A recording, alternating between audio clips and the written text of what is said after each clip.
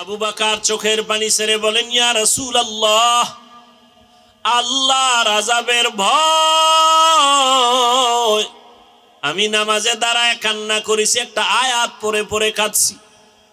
ইন্নাল্লাহা আশতারা মিনাল মুমিনিনা আনফুসাহুম ওয়া আমওয়ালাহুম বিআন্না লাহুমুল জান্নাহ। আল্লাহ পাক বলেছেন, মুমিনের জান মাল আমি আল্লাহ কিনে নিয়েছি, বিনিময়ে মুমিনকে জান্নাত দিয়েছি। নবী বলেন, আবু বকর এটা খুশির খবর, এখানে কান্নার কি পাইলেন? আবু বকর বলেন, ইয়া রাসূলুল্লাহ, আপনি জানেন আমি ব্যবসা করি, কাপড়ের দোকান দেই। আজকে সকালবেলা একজন মহিলা আমার দোকানে এসে বহুদিন আগের কেনা কাপড়টা ফিরাইয়া টাকা নিয়ে গেল। আমি প্রশ্ন করছিলাম, মা কেন কাপড় ফিরায় টাকা নেন? মহিলা একটা জবাব দিয়েছে, তোমার দোকানের কাপড় আমার পছন্দ হয় না, এজন্য ফিরাইয়া দিলাম। আমি আল্লাহর এই আয়াত পড়ে কান্না করেছি। আল্লাহ যে বলেছেন মুমিনের জানমাল আমি নিলাম, মুমিনকে জান্নাত দিয়ে দিলাম, এখান থেকে আমার ভয়। আপনি নবী কিয়ামতের হালাতের বয়ান করেছেন, কত ভয়ঙ্কর হবে কিয়ামতের মাঠ। কিয়ামতের ময়দানে নারী আর পুরুষেরা সবাই উলঙ্গ দাঁড়াবে। সূর্যের গরমে মাথার মগজগুলো ভাতের মারের মতো ফুটবে, জমিনটা তামা হয়ে যাবে, জাহান্নামের আওয়াজে মানুষের কান ফেটে যাবে। এমন এক হালাত হবে, ওই হাসরের মাঠে নবীরা যাদের গুনাহ নাই তারাও কান্না করে বেকারার হবেন। ওই অবস্থার মধ্যে যখন আল্লাহ এক এক করে ডাকবেন, আমি আবু বকরকে ডাক দিয়া যদি আল্লাহ বলেন, হে আবু বকর, আমি জান্নাতের সুসংবাদ দিলাম, কি আমল করেছো? আমি যদি আল্লাহর কাছে পেশ করি নামাজ, রোজা, তেলাওয়াত, ওই মহিলার মতোই যদি আল্লাহ বলেই ফেলেন, ও আবু বকর, আমার জান্নাত আমাকে দেও, তোমার জানমাল নিয়ে জাহান্নামে যাও। আল্লাহ কেন বলে, যেইভাবে নামাজ পড়তে বলেছি ওইভাবে নামাজ আদায় করতে পারো নাই। আমি যেইভাবে তেলাওয়াত চাইছি ওইভাবে তেলাওয়াত তুমি আমাকে দাও নাই। আমি যেইভাবে জিকির চাইছি ওইভাবে মোহাব্বতের জিকির আমাকে দাও নাই। মানুষ দেখানো জিকির করেছো, মানুষ দেখানো নামাজ পড়েছো। তখন আল্লাহ যদি বেজার হইয়াই বসেন, আমার জাহান্নাম ছাড়া উপায় হবে না। আর হে নবী, আমি চিন্তা করে দেখলাম দুনিয়াতে সূর্যের গরম সহ্য করতে পারি না, জাহান্নামের আগুন আরো কত ভয়ঙ্কর হবে, কেমন করে সহ্য করব? এই ভয় আমি কান্না করেছি। রহমতের নবী কাঁদেন আর বলেন, আবু বকর, ওই হাসরের ময়দানের কথা যখন আমার মনে পড়ে আমিও চোখের পানি ধরে রাখতে পারি না। 27 বছরের যুবক তরবারি নিয়ে দৌড়ায়, রহমতের নবীর কল্লা কেটে নিয়ে আসবে। কাছে যাইয়া রহমতের নবীর চেহারা নজরটা দেওয়া মাত্র তরবারি ফালাইয়া বলেন, রহমতের নবী, আমাকে মাফ করে দেন, কালেমার রশি আমার গলায় লাগায়া দেন। মাইয়াহদিল্লাহু ফাহুয়াল মুহতাদ ওয়া মান ইউদ্লিল ফালান তাজিদা লাহু ওয়ালিয়াম মুরশিদা। আল্লাহ যাকে হেদায়াত দিবেন সে পেয়ে যাবে, যার কপাল খারাপ ও হেদায়াত পাবে দূরের কথা, হেদায়াত পাওয়ার মতো কোনো মুর্শিদ পাবে না, পথ প্রদর্শক পাবে না, ওর কপাল বড় খারাপ। রহমতের নবীকে দেখলো 13 বছর কালেমা পড়ে না আবু জাহাল, আর ওমর 27 বছরের বয়স নিয়া নবীর কল্লা কাটতে গিয়া কালেমা পড়িয়া তরবারি নিয়ে আবার দাঁড়ায় গেল। ওমর দাঁড়ায় বলে, এই বেঈমান মুশরিকেরা, মুহাম্মদের বিরুদ্ধে একটা কথা যদি বলো, আমি ওমরের সামনে দাঁড়াও, আমার তরবারি ফয়সালা করবে, মুহাম্মদের প্রয়োজন হবে না। এমন পাওয়ার আল্লাহ দান করেছেন, ওমর যেই রাস্তা দিয়া হাঁটে শয়তান ওই রাস্তায় ঢুকতে ভয় পায়। হর কে দারত খৌফে হক দর দিল মাদাম, জন্নতুল মাওয়া দেহদ ও রাম কাম জুজবা হক चीज़े मखाज इंसो जा फजले उआ मस्ते दर जुमला जहा। दुनियाटा तो परीक्षार हल की हल अल्लाज़ी खलक़ल मौत वल हयात लियब्लुवकुम अय्युकुम अहसनु अमला व हुवल अज़ीज़ुल गफूर।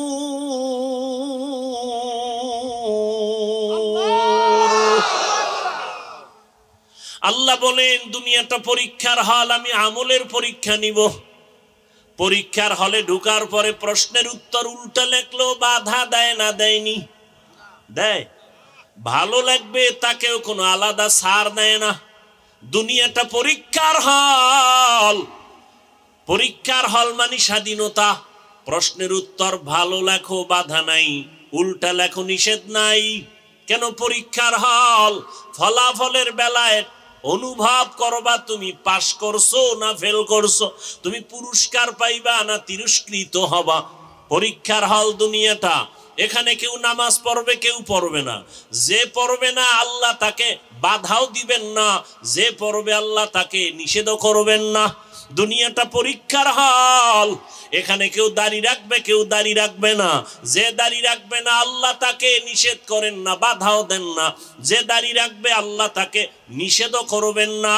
যে দাড়ি রাখে না সেও যেই আসমানের সূর্যের আলো ভোগ করবে, যে দাড়ি রাখবে সে একই সূর্যের আলো ভোগ করবে।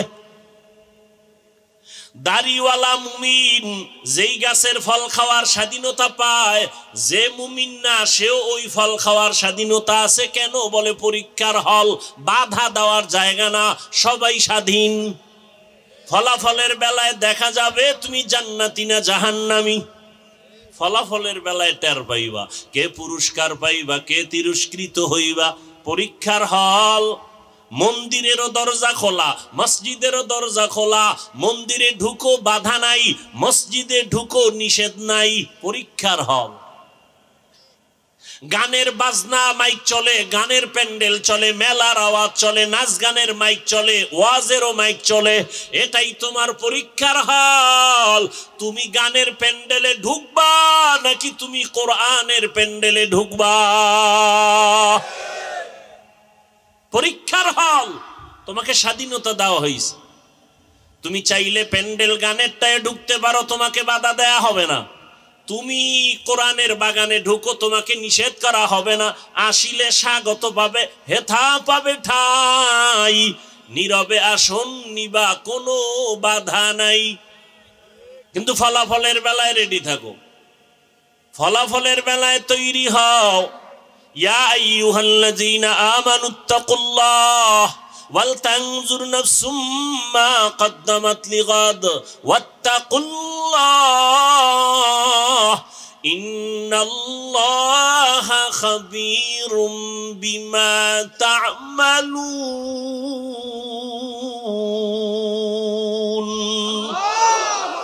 কালামে জিন্দা কুরআনে হাকিম হিকমতে উলায়া জালাসতু কদিম জামিউল ইলম ফিল কুরআনে হাকিম তাকাসারাত আনহু আফহামুর রিজালি।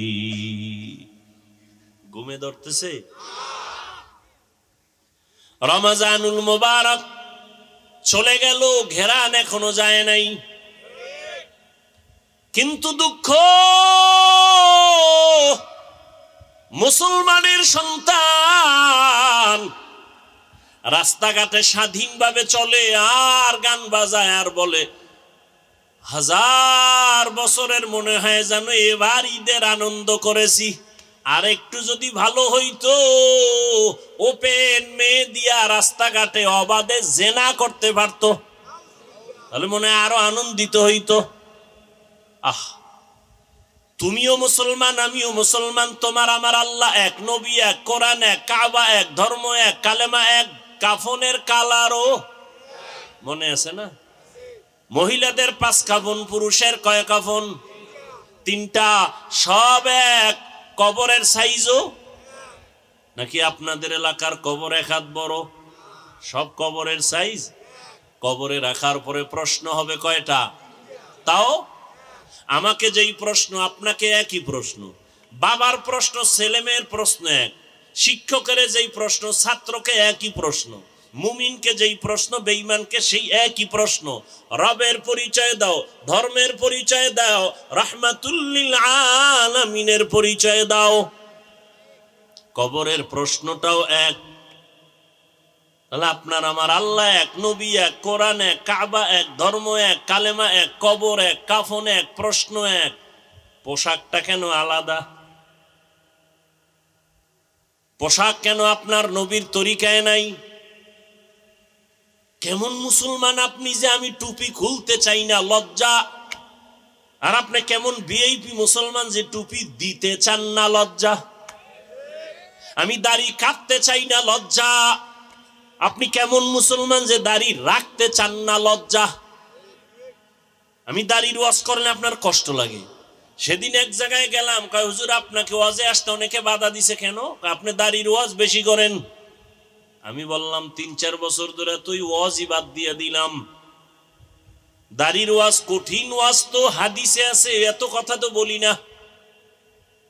যারা দাড়ি ছোট করে রাখে, যারা পুরা ক্লিন করে, দোনো দলের গুনাহ সমান। দোনো দলের গুনাহ সমান। কবিরা গুনাহ কত টাইম? বলে 24 ঘন্টা ঘুমায় থাকলেও গুনাহ। বাইতুল্লাহর গিলাপ ধরে যদি কয় লাব্বাইক লাব্বাইক, ওই দাড়ি কাটার গুনাহ লেখা বন্ধ নাই, অল টাইম কবিরা গুনাহ, কবিরা গুনাহ, কবিরা গুনাহ, কবিরা গুনাহ। তওবার সুইচ না দিলে ওই গুনাহ লেখা বন্ধ হবে না। আল্লাহ হেদায়েত দান করুন। আমি মসজিদে না ঢুকলে লজ্জা পাই, আপনার ঢুকতে গেলে লজ্জা হয়। আমি পর্দা না করলে লজ্জা পাই, আপনি পর্দা করতে গেলে লজ্জা পান। আপনি ভিআইপি মুসলমান। আল্লাহ হেদায়েত দান করুন। এত বয়ান, এত বয়ান, এত বয়ান। রোজার মাসটা না যাইতে বয়ান। ওরা তো আরো 3-4 দিন আগে আনছিল। আমি চিন্তা করলাম মাঠে ঢুকার সময় ওরা 3-4 দিন আগে যদি আইতাম তো আরো কত মানুষ। ঈদের সময় কত আনন্দ, শ্বশুর বাড়ি, বেয়াই যাবে বেআইনের বাড়ি, আগের থেকে ওয়াদা দেওয়া, জামা কাপড় সব রেডি করা, সেখানে কত আনন্দ, শালি দুলা ভাইয়ের আনন্দ, সেটা এক অপরিসীম অকল্পনীয় আনন্দ। এ বাদ দিয়ে আইব হজে। 3 দিন আগে আইলে তো পাওয়াই যেত না আল্লাহর বান্দাদেরকে। সব আত্মীয় স্বজনের বাড়ি আনন্দ মিছিল আছে। আজকে কিছু পাইছি, কেমনে কেমনে আইছে আল্লাহ ভালো জানে। আল্লাহ সবাইকে হেদায়েত দান করুন। ভাই মনে তো ভাবি আমরা বড় কামিয়াব হয়ে গেছি। কঠিন, বড় কঠিন। আপনি একটু চিন্তা করেন তো, আপনি চরমনের মুরিদ, তাবলিগওয়ালা, দেওবন্দি, সারসিনার মুরিদ, আপনার ছেলে মেয়ের অবস্থা কি একটু খেয়াল করেন তো। আপনি যে নিজেরে মহা বড় মনে করতেছেন, খুব সফল মনে করতেছেন, আপনার মাইয়া ফোলার হিসাব লম তো কি, ওদের হালাত কি, আপনার সংসারের হালাত কি, আপনার ব্যবসার হালাত কি, আপনার ফুল ফ্যামিলির কি অবস্থা, রসুলের আদর্শ কই, তারা কই। জিন্দেগি মে বন্দেগি তু করনা হে, जिंदगी में बंदगी तू करना है, जिंदगी बे बंदगी शर्मिंदा है, जिंदगी बे बंदगी शर्मिंदा है। यहाँ हम सब मुसाफिर दिल ना लगा, अहले दिल की नजर से रूह करता जा। यहाँ हम सब मुसाफिर दिल ना लगा, अहले दिल की नजर से रूह करतजा शाह दौलत सब फकीर गर नेक नेहे शाह दौलत सब फकीर गर नेक नेहे जिंदगी में बंदगी तू करना है जिंदगी में बंदगी तू करना है जिंदगी बे बंदगी शर्मिंदा है जिंदगी बे बंदगी शर्मिंदा है जिंदगी में बंदगी कुन बंदगी बंदगी बे जिंदगी शर्मिंदगी খারাপ লাগে আপনাদের মাদ্রাসার ভর্তি চলতেছে ওখানে অল টাইম থাকা লাগে এই ফাঁকে ফাঁকে সময় দেই আল্লাহ পাক পছন্দের ছাত্রের ব্যবস্থা করে দেন এরপরে আরেক প্যারা মাথার ভিতরে 20 কোটি টাকার জায়গা মাদ্রাসার নামে নিয়েছে অনেকে দেখেছেন দোয়া চাই দোয়া ছাড়া আর কিছুই নেই আল্লাহ কুদরতের দ্বারা ব্যবস্থা করে দেন অনেক অর্থের প্রয়োজন ভরসা দুইটা আল্লাহর রহমত আর আল্লাহর প্রিয় বান্দাদের কলিজা ভরা আমার প্রতি দ্বীনের নিসবতে মোহাব্বত এই দুই পুঁজি নিয়ে চিন্তা করছি আল্লাহ পাক দয়া করলে মানুষ যদি একটু দিল খুলে তাকায় তো ইনশাআল্লাহ 20 কোটি কিছুই না আল্লাহ কুদরতি খাজানা থেকে ব্যবস্থা করে দিন অনেকে বিকাশ নাম্বারে দিতেছে আলহামদুলিল্লাহ 5000 10000 20000 1 লাখ সাধ্যমতো প্রবাস থেকে অনেকে পাঠাচ্ছে বিদেশ থেকে এটাই আখিরাতের অ্যাকাউন্টে থাকবে আপনারাও দিবেন আখিরাতের অ্যাকাউন্টে যে কোনো জায়গায় পারেন মাদ্রাসা মসজিদ দ্বীনের পথে কখনো হাতকে গুটায় রাখবেন না দান করলে হায়াত বাড়ে মুসিবত দূর হয় রিজিক বাড়ে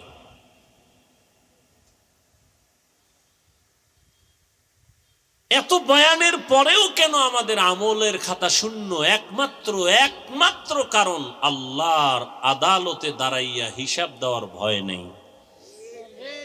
এই জন্য আল্লাহ বারবার বলেন আমাকে ভয় করো আমাকে ভয় করো আমাকে ভয় করো ইয়া আইয়ুহাল্লাযীনা আমানুত্তাকুল্লাহ ও মুমিন আমি আল্লাহকে ভয় কর ওয়াল তানজুর নাফসুম মা কদ্দামাত লিগাদ সামনের জীবনের জন্য কি সম্বল সঞ্চয় করেছো হিসাব মিলাও ওয়াত্তাকুল্লাহ আল্লাহ বলেন আবার আমাকে ভয় কর ইন্নাল্লাহা খাবীরুম বিমা তা'মালুন তোর সব কাজের খবর আমি আল্লাহ অগ্রিম জানি কি কাজ নিয়ে কবরে রওনা দিলা কয়দিন আর হায়াত মহামারী করোনায় লাশ আর লাশ ডেঙ্গুর ভেতরে লাশ এমন একটা দিন নাই মরণের খবর নাই গাড়ির নিচে লাশ পানির নিচে লাশ ঘুমের বিছানায় লাশ মনে করছিলাম বুড়া মানুষটা আগে মরে যাবে কিন্তু ইদানিং কালে যত লাশ বেশিরভাগ যুবকদের লাশ এরে আমার কলিজার যুবক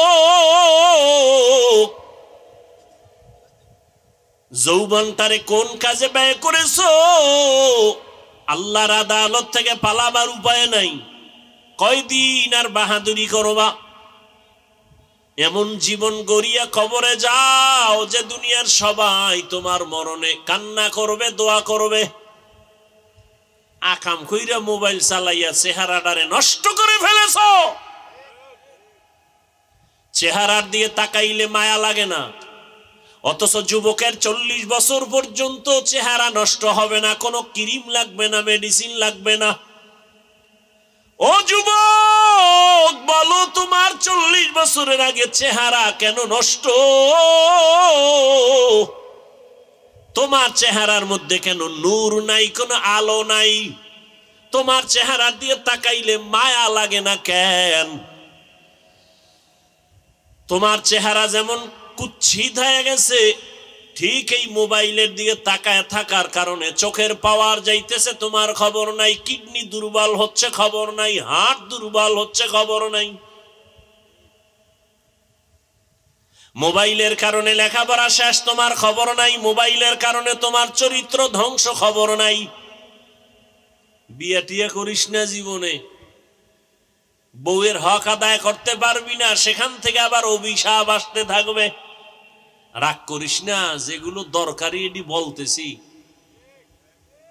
রাগ করো কেন? অন্যায় করছো, অনুতপ্ত হও, তওবা করো।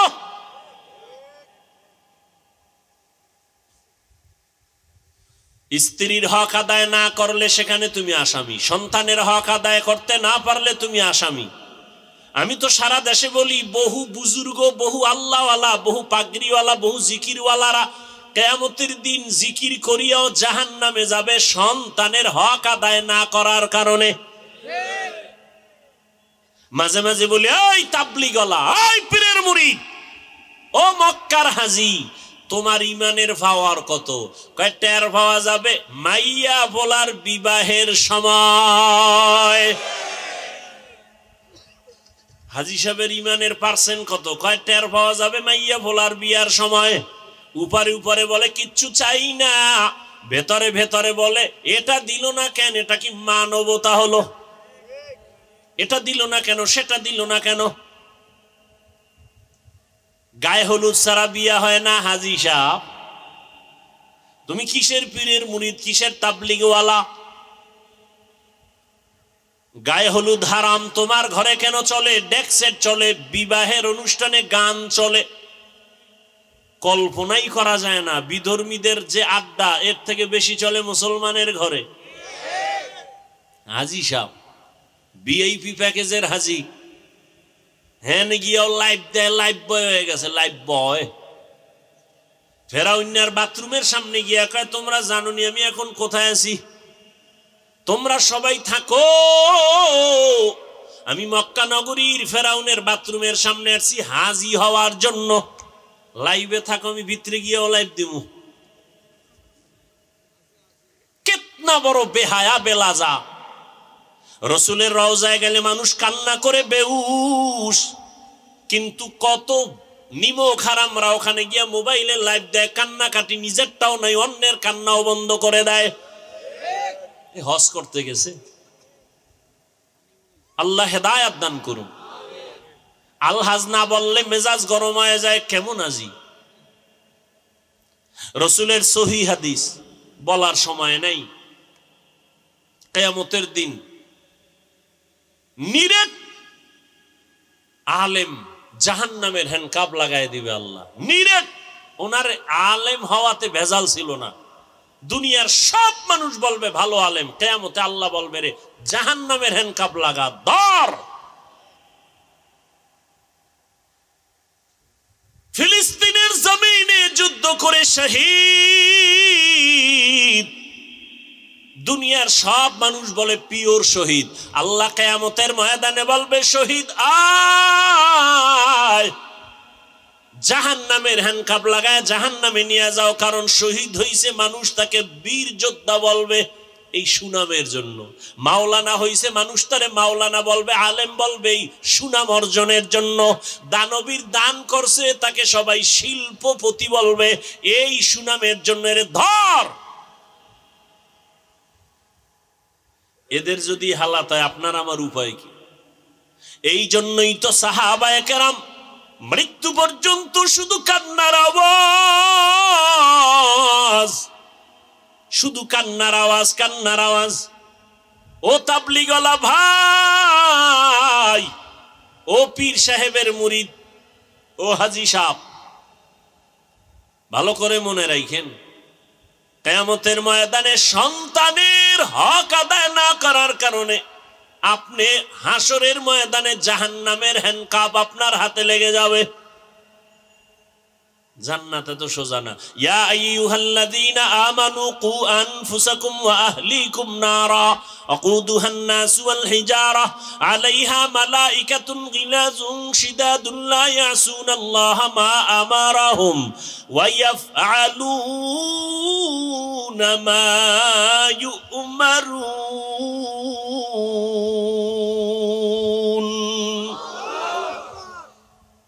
জাহান্নাম থেকে আগে নিজেকে বাঁচাও, তোমার আহালকে বাঁচাও। নিজে বাঁচলে হবে না, আহালকে বাঁচাও।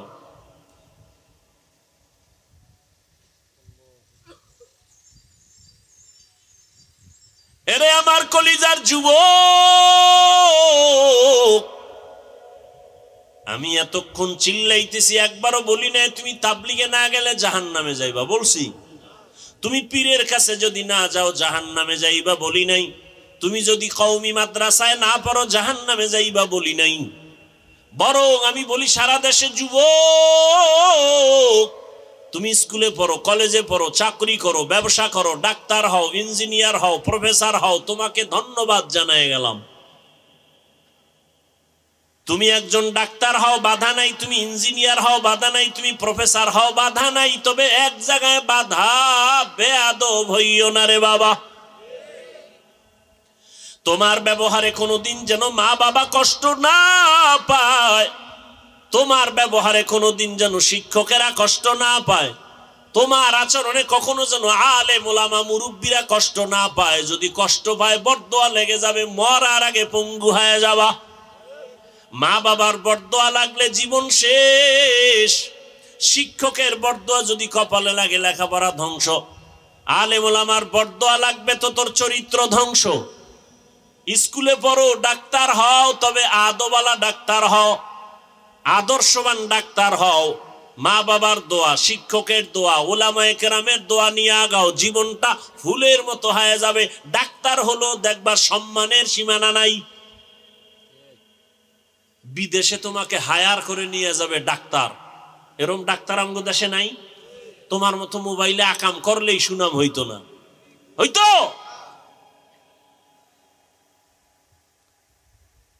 আল্লাহ হেদায়েত দান করুন। জীবনে কি অর্জন করলাম? মা বাবার সাথে বেয়াদবি, শিক্ষকের সাথে বেয়াদবি, আলেমদের সাথে বেয়াদবি, বন্ধুদের সাথে বেয়াদবি। মনে হয় তুই মইরে গেলে সবাই খুশি, এমন একটা জীবন কামাই করলি যে মরলেই মা বাপ খুশি, যে একটা বালা গেছি গা, চরিত্র এত খারাপ যে মইরে গেলে মা বাপ খুশি। কেমন পোড়া কপাল তোমার!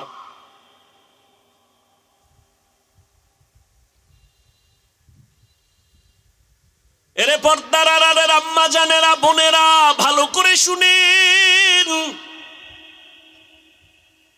আপনাদের লাইনে কত মা, কত বোন এখনো আছে পর্দা করে, স্বামীর মাল হেফাজত করে, মোবাইলে সময় নষ্ট করে না, এমন মহিলা নাই? আম্মা জানেরা, আপনারা কেন পারেন না?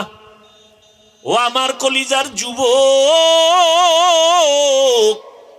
সত্য কথাটা স্বীকার করিও রে বাবা। তোমার মতো যুবক জীবনে কোনোদিন মাদ্রাসায় পড়ে নাই, আলিফ বা তাও শিখে নাই। জেনারেল লাইনে পড়িয়া রাস্তায় গাড়ি চালায়, ড্রাইভার 5 বেলার নামাজ পড়ে আছে না নাই? তোমার বিবেক নামের আদালতে প্রশ্ন, বলো যুবক তুমি কেন পারো না? তোমার মতো যুবক স্কুল কলেজে পড়ে, লেখাপড়া করে, 5 ওয়াক্ত নামাজও পড়ে, এমন ছেলে নাই? তুমি কেন পারো না রে বাবা?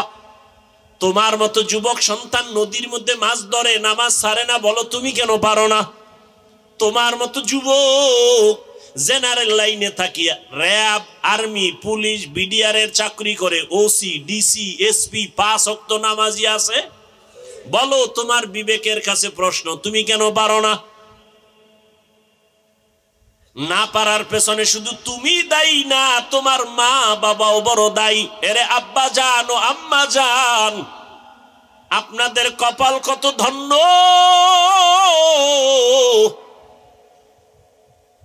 আল্লাহ আপনাদের সন্তান দান করেছেন। কত মা বাবা কান্না করে, তদবির নাই, বিয়া করছে, 10-12 বছর হইছে, সন্তান হয় না, এরকম নাই? আর আল্লাহ আপনাদের সন্তান দান করেছেন, এই যে আমার কলিজার টুকরা মাহমুদ মাসুম, দুইটা ছাত্র, আমার ছাত্র, গর্ব। ওর বাবা আলেম, এই যারা চিনেন বলেন বাবা আলেম। গোবরে পদ্ম ফুল ফুটে। হ্যাঁ, আমার বাবা আলেম না, আমার বাবার কথা বলছি। আমার বাবাও তো আলেম না, আমার দাদা ছিল আমগো গ্রাম্য ভাষায় কয় বয়াতি। কি গাতি? বয়াতি। হ্যাঁ, না জ্বালাস না। দাদা কণ্ঠ দিয়া টান মারলে এলাকার সব নারী পুরুষ এক জায়গায় হয়ে যেত। যেই কণ্ঠ, আমার বাবার কণ্ঠ সুন্দর, চাচার কণ্ঠ, ছোটবেলা কবিতা পড়তো শুনতাম, দুপুরে খাইয়া শুয়েই কবিতা টান মারতো। ওই যে দাদার বাবার একটা টান। চরমনায়ের জমিনে ঘুমন্ত সৈয়দ ইসহাক রহমাতুল্লাহ আলাইহের হাতে গড়া কলিজার টুকরা কেওড়া বুনিয়ার পীর আব্দুর রশিদ রহমাতুল্লাহ আলাই, তার নেক নজর লাগছে, সোয়া লাগছে তো দিনের আলো কলিজায় ঢুকে গেছে। আমার বাবা আলেম যদিও হতে পারেন নাই, কিন্তু তিনটা সন্তানকে আলেমের রাস্তায় নিয়ে আসছেন। এটা কি চরমনাই কেওড়া বুনিয়ার অবদান না? তোমাকে অ্যালার্জি কেন? এই চরমনাইয়ের সোহবতে থাকার কারণে হাজারো সন্তান, বাবা দুনিয়াদার, সন্তান দিনের পথে আসছে। মিথ্যা কেন বিরোধিতা করো? নিমক হারাম, বিরোধিতা কেন করো?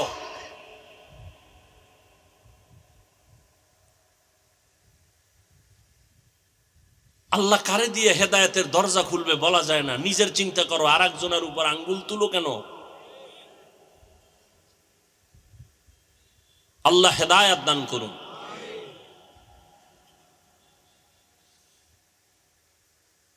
এরে নবীর উম্মত, ওরে পর্দার আড়ালের আম্মা জান, আপনার জীবনটা কতই যে ধন্য। আপনারা নবীদের মায়ের মতো দামি মা, জমিনে কোনো মা নবী না, তবে সব নবীদের মা আপনাদের মতোই মা। এরে আম্মা জান, সাহাবায়ে কেরামদের মায়ের মতো আপনারা মা। হাফেজে কোরআন এখানে 4টা না 5 জন সন্তান, 4 জনের মাথায় পাগড়ি দিলাম, কোরআনওয়ালা হাফেজ হয়ে গেছে। এদের সিনার ভেতরে 30 পারা কোরআন আল্লাহ মুখস্থ করায় রেখেছেন। এদের মা, এদের বাবা কত ধন্য। আজ গলাচিপার এই মাঠের ভেতরে হাজারো হাজারো আল্লাহর প্রিয় বান্দাদের সামনে তাদের মাথায় পাগড়ি কেন? বলে তারা কোরআনের হাফেজ হয়েছে। খবর নিয়ে তাকাইয়ে দেখো, আজ ওদের মা বাবার ঈদের মতো আনন্দ। মহিলা সবার কাছে বলে, জাননি আমার ছেলে আজ পাগড়ি নিয়েছে, কোরআনের হাফেজ হয়েছে। বাবাই সবার কাছে আনন্দ করে, আমার ছেলে আজ হাফেজে কোরআন। এরে আম্মা জানেরা, আপনাদের জীবনটা তো ধন্য। আপনারা খাদিজা রাদিয়াল্লাহু তাআলা আনহার মতোই তো নারী, বড় দামি। আয়েশা রাদিয়াল্লাহু আনহার মতো দামি নারী, ফাতেমা রাদিয়াল্লাহু আনহার মতো দামি নারী। আপনাদের সম্মান কত?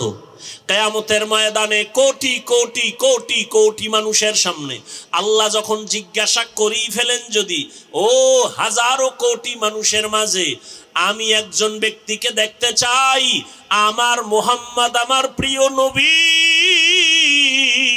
তার হাতে হাত লাগাইয়া প্রথম কালেমাটা কে পড়েছো, ওই ব্যক্তিটাকে আজ আমি হাসরের মাঠে পুরস্কার দিব। দুনিয়ার কোনো পুরুষ দাঁড়াতে পারবে না, একজন নারী দাঁড়াইয়া যাবেন, দাঁড়াইয়া বলবেন, ও দয়ার মালিক, আপনার বন্ধুর হাতে প্রথম কালেমাওয়ালা আমি নারী, একজন খাদিজা রাদিয়াল্লাহু আনহা। আল্লাহ যদি বলে ফেলেন কিয়ামতের ময়দানে আমার দ্বীন ইসলামের জন্য জীবন দিতে গিয়া প্রথম শহীদ কে হয়েছে, গলা কাটা শহীদ, একজন পুরুষও দাঁড়াতে পারবে না, একজন নারী দাঁড়ায় বলবেন হে মালিক আপনার দ্বীন জিন্দা করার জন্য আমি শহীদ হয়ে রক্ত ঝরাইছি, আমি একজন নারী সুমাইয়া রাদিয়াল্লাহু আনহা। নারীদের সম্মান আল্লাহ এত দিছেন, তোমরা কমানোর জন্য আন্দোলন করো। যারা বলে ইসলাম নারীর অধিকার দেয় নাই, এরা লম্পট চরিত্রহীন ইসলামের দুশমন। আল্লাহর কসম একবার, আল্লাহর কসম দুইবার, আল্লাহর কসম তিনবার, ওয়াল্লাহি বিল্লাহি তাল্লাহি নারীর সম্মান ইসলাম ছাড়া আর কেউ বাড়াতে পারে নাই। সব ধর্ম খুঁজো, সব ধর্মের ভেতরে নারীদের উপরে জুলুম করা হয়েছে, একমাত্র নারীদের সম্মান আর ইজ্জত দিয়েছে ইসলাম, আর কেউ দেয় নাই। এরে আম্মা জানেরা, এত ধন্য মা আপনারা। এই দুনিয়া একজন বড় আল্লাহর দুশমন ফেরাউনের নাম জানেননি? ফেরাউনের স্ত্রীর নাম কি? এত বড় বেঈমান ফিরআউন, তার ঘরে থাইকা আসিয়া আল্লাহর এত পেয়ারা হয়ে গেলেন। রহমতের নবী বলেন কিয়ামতের দিন আমি মুহাম্মদের সাথে আসিয়ার সাথে বিবাহ হবে। সুবহানাল্লাহ। না কেমন ধন্য নারী, এত বড় বেঈমান ফেরাউনের ঘরে থেকে আসিয়া আল্লাহর এত পেয়ারা হয়ে গেলেন। নবী বলেন কিয়ামতের দিন আসিয়ার সাথে আমি মুহাম্মদের বিবাহ হবে। এরে আম্মা জান, আপনার স্বামী তো ফেরাউনের মতো খারাপ না। আপনার স্বামীকে পারলেন নাকি বুঝাইয়া নামাজি বানাবেন? আপনার স্বামীটারে যদি বুঝাইতেন, ও স্বামী আমার, বাবা মায়ের কষ্টের জীবন সারিয়া আজ তোমার ঘরে আসি, না খাইয়া থাকলেও আসি, খাইয়া থাকলেও আসি, তবে তোমার কাছে আমার জীবনের দাবি, তুমি কামাই রুজি যা করো একটা জীবনের দাবি, হে স্বামী হারাম কামাই করে ঘরের মধ্যে আনবা না, হারাম খাইয়া নিজের রক্ত নাপাক করব না, হারাম খাইয়া সন্তানের রক্ত নাপাক করব না। মা যদি সব স্বামীদের বুঝাইতেন, কোন স্বামী হারাম টাকায় ব্যবসা করত না। আল্লাহর ভয়, তাকওয়া আল্লাহর মহা একটা সম্পদ, যার অন্তরে ঢুকবে সে বিনা হিসাবে জান্নাতি। কার ভয়? আল্লাহর ভয়। ওমরে ফারুক রাদিয়াল্লাহু তাআলা আনহু দিনের বেলা মানুষের বিচার করেন, রাতের বেলা ঘুরে ঘুরে মানুষের কি হালাত গোপনে গোপনে দেখেন। ঘুরতে ঘুরতে ওমর বাগানের ভিতরে ঢুকলেন, পাহাড়ের পাশে দেখে বাতি জ্বলে, রাতের বেলা বাতি জ্বলে। ওমর গিয়া কাছে দাঁড়ায় দেখে একটা ভাঙা ঘর, ঘরের মধ্যে নারীদের আওয়াজ, দুই নারী, একজন মা আর একটা মেয়ে। মা বলে, এই মেয়ে আগামীকাল গাভীর দুধ বিক্রি করতে নিবি, পানি বেশি দিয়া নিবি। কে কয়? মা কয়। মা মেয়েকে। ওমর কই? মা খবর নাই। অজের আগ্রহ কমে গেছে না? ওমর কিন্তু ঘরের পেছনে দূরত্ব বজায় রেখে গোপনে দাঁড়ায় আছে শুনে মা বলে, ওই কন্যাকে বলে, মা এই মেয়ে কালকে গাভীর দুধ বিক্রি করতে নিবি, পানি বেশি মিশায় দিবি। মেয়ে কি কয়? মা ওমর যদি শুনে কল্লা কেটে ফেলবে। মা বলে, ওমর তো শুনবে না। মেয়ে ডাক দিয়ে কয়, মা ওমর যদিও শুনবে না, তবে ওমরের আল্লাহ তো শুনবেন। ওমর কই? ঘরের পাশে চুপ করে ওমর চলে গেছে। ওমরে ফারুক রাদিয়াল্লাহু তাআলা আনহু চলে গেলেন। পরের দিন আদালতে বৈশা ওই মেয়ে আর মাকে ডাকালেন। ভয়ে কাঁপতেছে, না জানি আর ফাঁসি হয়। কিন্তু না, হযরত ওমর আদালতে ডাইকা সম্মানের সাথে বললেন, ও ধন্য মেয়ের ধন্য মা, এমন একটা ফুটন্ত গোলাপ আপনার ঘরে পেয়েছেন, আপনার জীবনটা বড় ধন্য। আপনার মেয়েটা এত সুযোগ পাইয়াও আল্লাহর ভয় অন্তরে জমা রাখছে, আল্লাহর ভয় তাকওয়া। আমি আজ আপনাকে ডাকছি, ভয় নাই, ভয় নাই।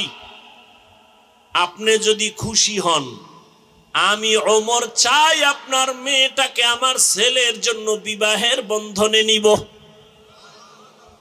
মা খুশি না বেজার?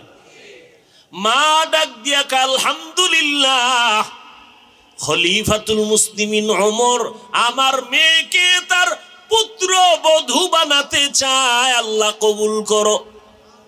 ওই মেয়েটাকে ওমর তার ছেলের জন্য নিয়েছেন, বিবাহের বন্ধনে আবদ্ধ করে দিলেন। এবং এই মেয়ের গর্বের ধারায় আসছে আর একটা আকাশের ফুটন্ত চাঁদ, ওমর ইবনে আব্দুল আজিজ। এরে আম্মা জানেরা, কয়দিন আর বাহাদুরি, মইরা গেলে কেউ নামও নিবে না। হ্যাঁ, ভালো ছেলে যদি রাইখা যান, তাহলে ওই ছেলের কারণে আপনিও দোয়া পাবেন।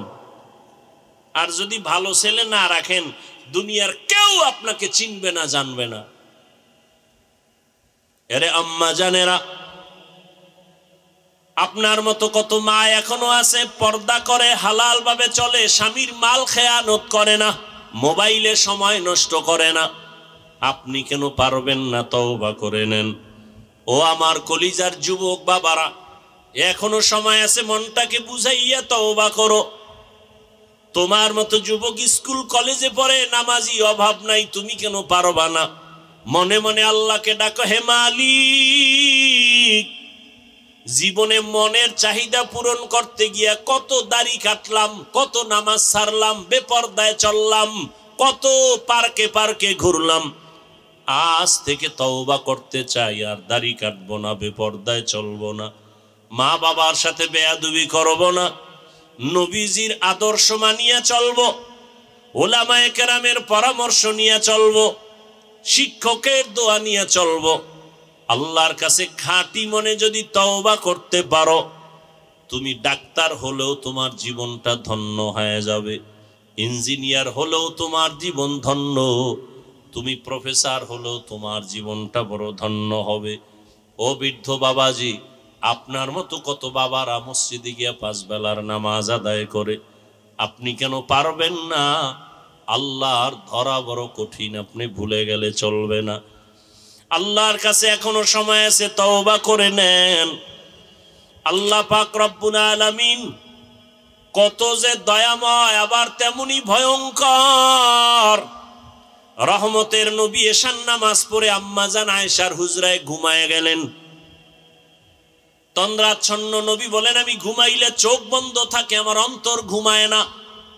হঠাৎ করে রাতের গভীরে আমার কানের মধ্যে শুনি কে যেন কান্না করতেছে। নবী বলেন, আমার ঘুম ভেঙ্গে গেল, এই গভীর রাতে কে কান্না করে? রহমতের নবী বলেন, আমি উঠলাম, উঠিয়া আমি বিছানার থেকে বের হয়ে গেলাম, নজর দিয়া দেখি আমার হুজরার পাশেই তো মসজিদে নববী, নজর দিয়া দেখি আমার এক সাহাবী নামাজে দাঁড়ায় দাঁড়ায় গভীর রাতে কান্না করে।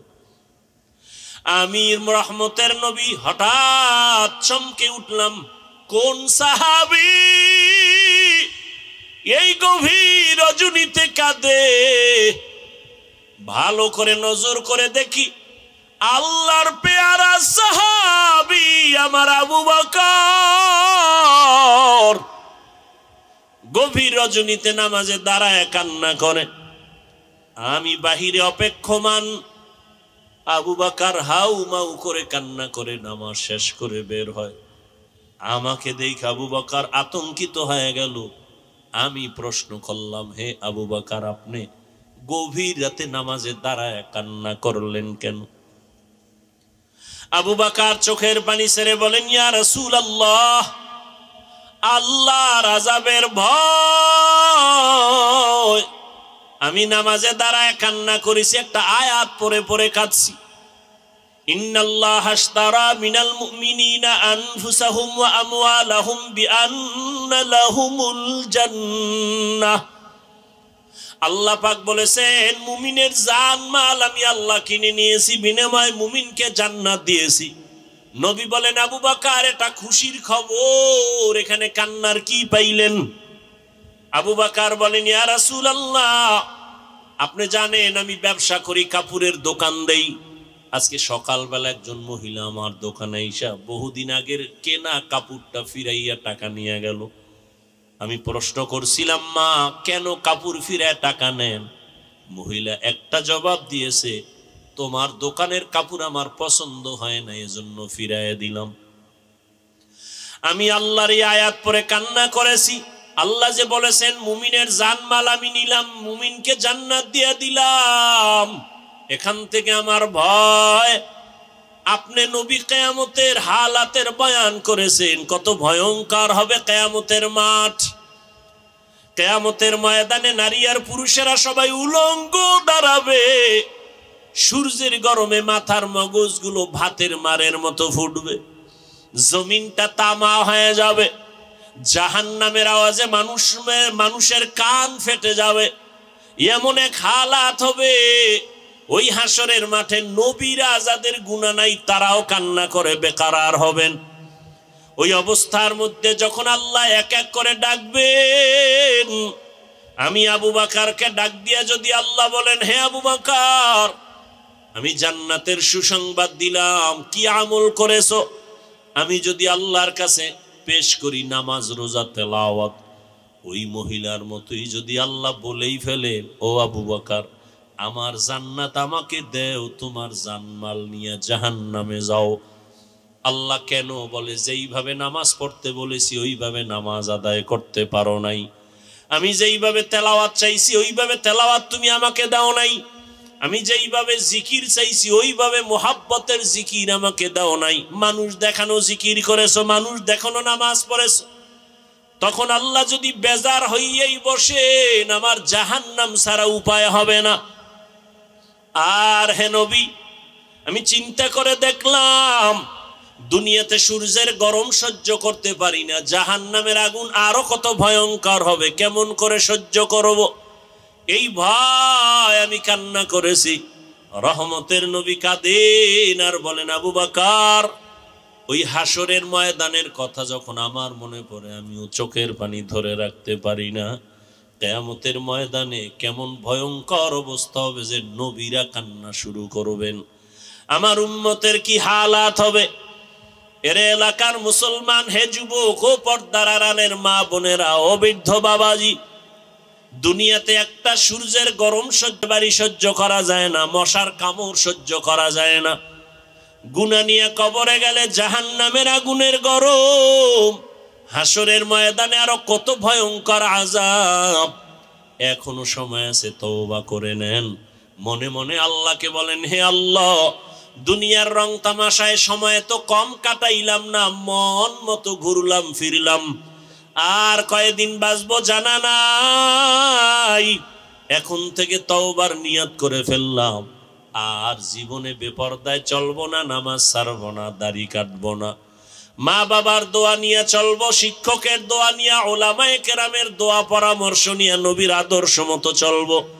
তওবা করার মতো যদি কারো অন্তর তৈরি হয়, মুনাফিকি যদি অন্তরে না থাকে, খাঁটি তওবার নিয়ত যাদের আছে দুটো হাত আমার আল্লাহকে দেখাইয়া দাও। আয় আল্লাহ আমাদের হাতগুলো কবুল করে নেন, আমাদের তওবা কবুল করে নেন। আয় আল্লাহ মরণ পর্যন্ত তওবার উপরে মজবুত হইয়া চলার মতো তৌফিক দান করেন, আমিন। আলহামদুলিল্লাহি রাব্বিল আলামিন, ওয়াসসালাতু ওয়াসসালামু আলা সাইয়্যিদিল আমবিয়া ওয়াল মুরসালিন ওয়া আলা আলিহি ওয়া আসহাবিহি আজমাইন। ইয়া আরহামার রাহিমিন, ইয়া আরহামার রাহিমিন, ইয়া আরহামার রাহিমিন।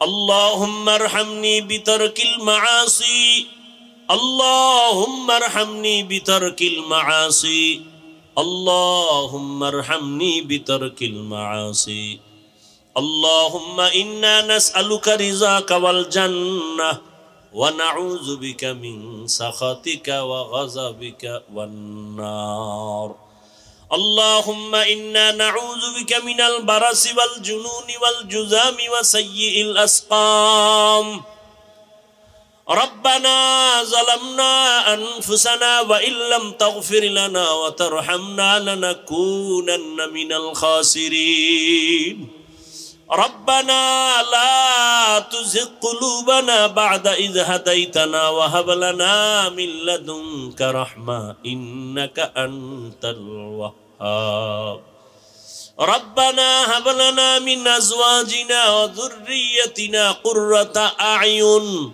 وجعلنا للمتقين إماما ربنا آتنا في الدنيا حسنة وفي الآخرة حسنة وقنا عذاب النار উদয়ার মালিক কুদরতের নজর দিয়ে দেখেন খোলা আকাশের নিচে এই ময়দানে আপনার গোলাম কত উলামায়ে কেরাম কত হাজী সাহেব কত মুরব্বী ব্যবসায়ী চাকরিজীবী পর্দার আড়ালে কত মা বোনেরা কত যুবক কত ছাত্র ভাইরা হাত তুলেছেন আয় আল্লাহ আমরা সবাই জাহান্নামের আসামি অসহায় ও আল্লাহ দুনিয়াতে যেদিন আসছিলাম কত পবিত্র মা বাবা কত আনন্দ করেছিলেন আজ ওই পবিত্র জীবন গুনার কারণে নাপাক গুনাহের কারণে আমার হাত নাপাক আমার চোখ নাপাক আমার অন্তর নাপাক আমার জিহ্বা নাপাক আল্লাহ এই মজলিসে মনে হয় আমার মতো গুনাহগার কেউ নাই গুনাহের কারণে দিলটা পাথর চোখে পানিও নাই কান্নাওয়ালা চক্ষু দান করেন আল্লাহ কান্নাওয়ালা চক্ষু দান করেন আল্লাহ কান্নাওয়ালা চক্ষু দান করেন আল্লাহ ফিলিস্তিনের জমিনে কান্নার আওয়াজ